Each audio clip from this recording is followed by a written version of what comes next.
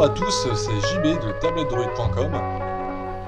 Alors aujourd'hui je vais vous présenter la Honda, donc le modèle VX610W. Donc c'est un modèle 7 pouces capacitif qui peut supporter 5 points simultanément. Donc au niveau de la tablette est fourni donc des écouteurs, un câble USB mini USB, une notice en chinois et un chargeur avec son adaptateur en mini USB. Donc au niveau de la tablette, on retrouve le bouton d'alimentation, le bouton Home, menu et retour.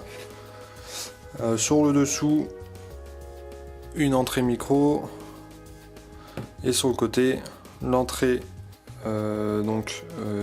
sortie vidéo pour la télé. Donc c'est du analogique. Le mini USB qui sert de prise de chargement et aussi de développement pour les développeurs. Ici on retrouve la micro USB et le casque. Donc au niveau de la prise mini USB, ce qui est bien, c'est que la tablette peut se charger sur un PC sans problème. Et derrière nous retrouvons la sortie pour les haut-parleurs.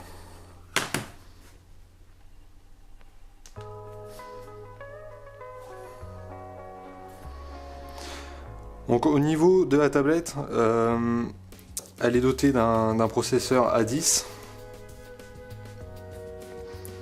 Donc c'est l'évolution du processeur A8. Donc il faut savoir que ce processeur peut décoder jusque du 2160p. Ce qui veut dire que quand vous lisez même du 1080p, il n'y a aucun souci, ça se passe tout seul. Comme vous pouvez le voir, aucun problème pour zapper les films. Au niveau du son, elle a un très bon son. Elle émet même des basses, ce qui est plutôt agréable quand vous regardez des films.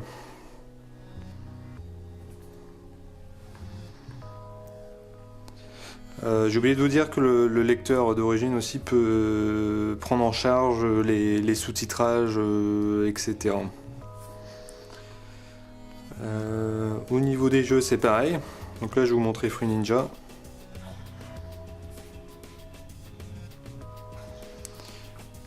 Fruit Ninja qui rame pas du tout.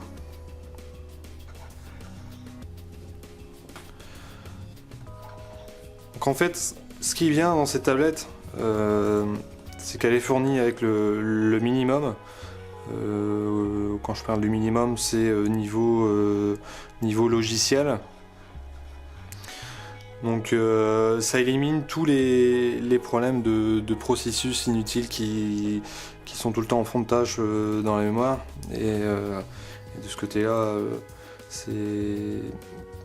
ça aide la tablette à être plus fluide et plus rapide. Au niveau du tactile, pareil, aucun problème.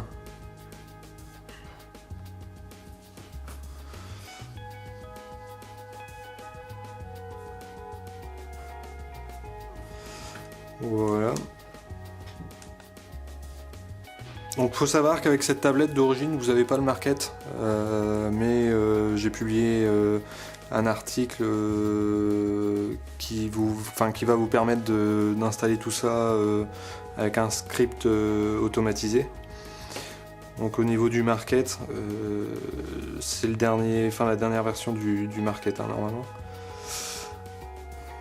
Au niveau du Wi-Fi, c'est pareil. La tablette bat les records de toutes les tablettes qu'on a pu tester. Faut savoir que là où je fais mon test d'habitude, c'est-à-dire à 6 mètres avec plusieurs dalles de béton entre le routeur et la tablette, là où les tablettes généralement, et comme mon téléphone d'ailleurs, commencent à décrocher, cette tablette-là est à 50% au niveau de la réception du Wi-Fi, ce qui est vraiment impressionnant.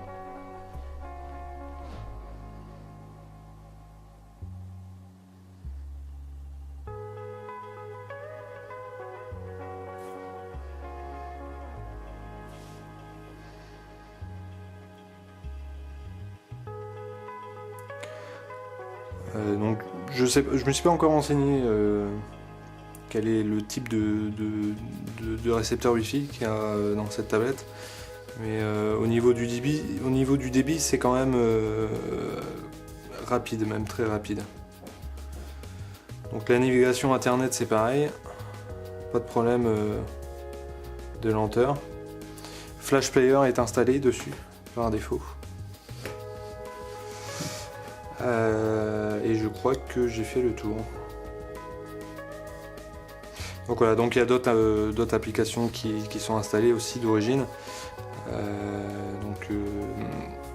Une application qui va vous permettre d'installer les applications téléchargées manuellement, un lecteur de vidéo, un gestionnaire de fichiers, le Market je l'ai installé moi-même, Messenger, Office Suite, et ensuite d'autres applications que en Chine généralement on utilise régulièrement.